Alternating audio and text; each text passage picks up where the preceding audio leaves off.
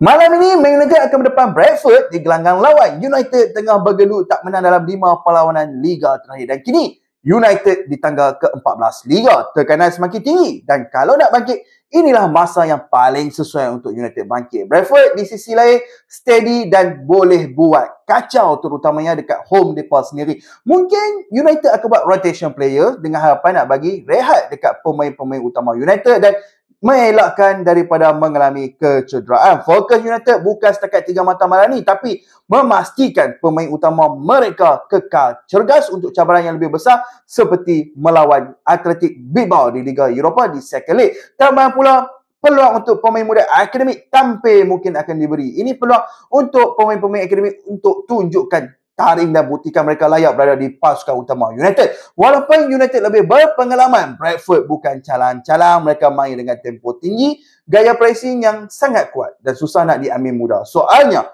mampukah United dapatkan 3 mata penting ataupun Bradford akan buat kejutan kepada United? Kita tunggu dan tengok malam ini.